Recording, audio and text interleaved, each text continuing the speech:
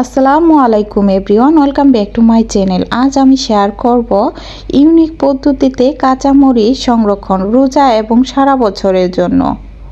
তো সামনে রমজান, এখন কাঁচামরিচের দাম অনেক কম। তো এভাবে যদি কাঁচামরিচ কিনে সংরক্ষণ করে রাখতে পারি, দাম বেড়ে গেলেও কোনো চিন্তা নেই।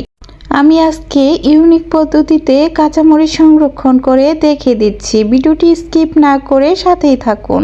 আশা করি ভিডিওটি আপনাদের কাছে অনেক বেশি ভালো লাগবে। ভালো লাগলে লাইক, কমেন্ট, সাবস্ক্রাইব করে পাশে থাকবেন। ভিডিওর শুরুতে একটি লাইক দিয়ে ভিডিওটি কন্টিনিউ করেন। চলুন তাহলে দেখে নেই কিভাবে কাঁচামরিচগুলো সংরক্ষণ করতে হবে।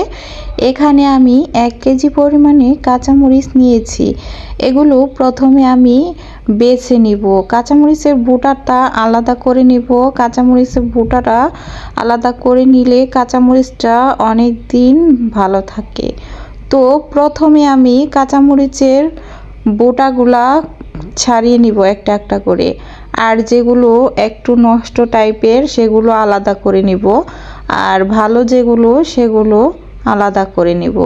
2 স্টেপে আমি কাঁচামরিচগুলো বেছে নিব। এভাবে বাজার থেকে কাঁচামরিচ কিনে আনার পর খোসা ছাড়িয়ে যদি আমরা রেখে দেই, দেখা যাবে যে বাহিরেও অনেক দিন পর্যন্ত ভালো থাকবে। এই ফুটাটার কারণেই কিন্তু কাঁচামরিচটা খুব তাড়াতাড়ি নষ্ট হয়ে যায়। তো রেগুলার খাওয়ার জন্য যখন বাজার থেকে কাঁচামরিচ কিনে নিয়ে আসবে, তখন কিন্তু আমরা এভাবে খোসা ছাড়িয়ে বাহিরে রেখেও অনেক দিন খেতে পারবো। তো আমি আজকে সে কথা নয়, আজকে আমি দেখিয়ে দেব রোজা এবং সারা বছরের জন্য কিভাবে ডিপ ফ্রিজ করে কাঁচামরিচ সংরক্ষণ করে রাখতে পারবেন এবং খুব অনায়াসে খেতে পারবেন।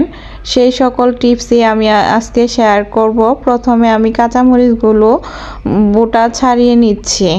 এখন যেহেতু শীতকাল, এখন কাঁচামরিচ এবং যে কোনো সবজির দাম অনেক কম।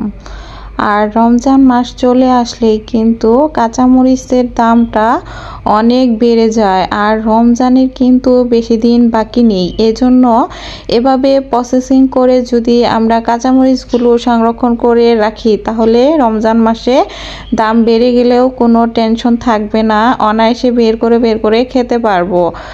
পাকুড়া বা বড়া, পেঁয়াজু সব কিছু, মুড়ি মাখানো সব কিছুর সাথে কিন্তু আমাদের কাঁচামরিচটা রমজান মাসে বেশি লাগে। এজন্য রমজান মাসে কাঁচামরিচের দামটা অনেক বেশি বেড়ে যায়। এই তো দেখেন, কথা বলতে বলতে কিন্তু কাঁচামরিচের সবগুলো খোসা আমি ছাড়িয়ে নিয়েছি। এবার আমি খুব ভালোভাবে ধুয়ে নেব পানিতে। এগুলো খুব ভালোভাবে ধুয়ে নিতে হবে, কেননা এগুলো আমরা সংরক্ষণের পর কিন্তু ধুতে পারবো না। জাস্ট বের করে শুধু রান্নায় ব্যবহার করব, এতটুকুই। তো এজন্য খুব ভালোভাবে কাঁচামরিচগুলো আমাদের ধুয়ে নিতে হবে। তো এই তো আমি খুব ভালোভাবে কাঁচামরিচগুলো ধুয়ে নিচ্ছি, যাতে করে কাঁচামরিচের গায়ে কোনো রকম ময়লা ধুলাবালি কোনো কিছু না থাকে। আমি বেশ কয়েকবার এগুলো হাত দিয়ে কলসি কাঁচামরিচগুলো খুব ভালোভাবে ধুয়ে নিচ্ছি, দেখতে পাচ্ছেন। তো আপনারাও সেমভাবে কাঁচামরিচগুলো ধুয়ে নেবেন। এখন আমি এগুলো পানি ঝরানোর জন্য এরকম জালের স্ট্রেনারে রেখে দিচ্ছি, একটা বাটি নিচে দিয়ে, যাতে করে পানিটা ঝরে পড়ে যায়। এভাবে রেখে দিবেন একটু শূন্যের উপরে আর কি, জালের ট্রেগুলাতে। তো এগুলো আমি কিছুক্ষণের জন্য রেখে দেবো, 1 ঘন্টার জন্য, তাতে করে কিন্তু পানিটা ঝরে যাবে। তো এগুলো আপনারা আধা ঘন্টা বা 20 মিনিট 10 মিনিটের জন্য রেখে দিতে পারেন। তো দেখেন, এই তো কাঁচামরিচগুলো কিন্তু একদম শুকনো হয়ে গেছে, অথবা বাতাসে এগুলো আপনারা ছড়িয়ে রাখতে পারেন কিছুক্ষণ, কোনো কাপড় বিছিয়ে বা কোনো ট্রেতে। তো এই তো দেখেন, এগুলো কিন্তু প্রায় পানি নেই, হালকা একটু যদিও থাকে। এজন্য আমি একটা কাপড় নিয়ে এগুলো বা টিস্যু নিয়ে এগুলো খুব ভালোভাবে মুছে নিতে পারেন। তো সংরক্ষণের আগে একটা জিনিস অবশ্যই খেয়াল রাখবেন, যাতে করে কাঁচামরিচের গায়ে বিন্দু পরিমাণ পানি না থাকে। তো কাঁচামরিচটা একদম শুষ্ক শুষ্ক থাকলে কিন্তু অনেক দিন পর্যন্ত ভালো থাকবে। দেখেন এখানে আমি একটা নরম কাপড় নিয়ে খুব ভালোভাবে কাঁচামরিচগুলো মুছে নিচ্ছি। এই কাজটা আপনারা টিস্যু দিয়েও করতে পারেন অথবা নরম তয়াল দিয়েও করতে পারেন। তো এগুলো আমি টে থেকে নামায়ে আরেকটা টেতে রেখে খুব ভালোভাবে মুছে নেব, যাতে করে কাঁচামরিচের গায়ে কোনো রকম পানি না থাকে। তো দেখেন ভিউয়ার্স, এখানে আমি কিন্তু কাঁচামরিচগুলো একদমই কোনো পানি নেই আবার মুছে নিয়েছি। এবার আমি একটা বক্স নিব, বক্সটাও খুব ভালোভাবে মুছে নেব। খেয়াল করতে হবে বক্সটা যেন ভিজা না থাকে। তো বক্সটা আমি ধুয়ে শুকিয়ে নিয়েছি, তবুও আবার আরেকবার মুছে নিচ্ছি। এখন আমি এই বক্সে একটা টিস্যু বিছিয়ে নেব। টিস্যুটা দেওয়ার কারণে কিন্তু কাঁচামরিচটা অনেক দিন ভালো থাকবে। যেটুকু পানি থাকবে টিস্যু খুব সহজেই শুষে নেবে। এখন এই বক্সে আমি যেটুকু পরিমাণ আর কি কাঁচামরিচ রাখবো, সেতটুকু পরিমাণ কাঁচামরিচ এখানে আমি দিয়ে দিচ্ছি। তো এখন আমি বক্সের ঢাকনাটা দিয়ে দিলাম। এখন আমি আরেকটা পদ্ধতি দেখিয়ে দিচ্ছি। তো দেখেন এখানে আমি আরও কিছু কাঁচামরিচ কুচি করে কেটে নিয়েছি।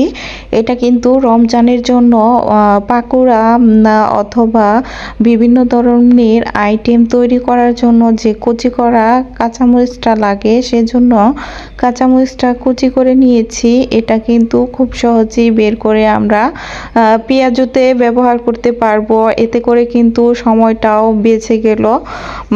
রমজানে কাজ করতে একদমই ভালো লাগে না, তো ইফতারের আগ দিয়ে কিন্তু কাজ করা অনেক বেশি হার্ড হয়ে যায়।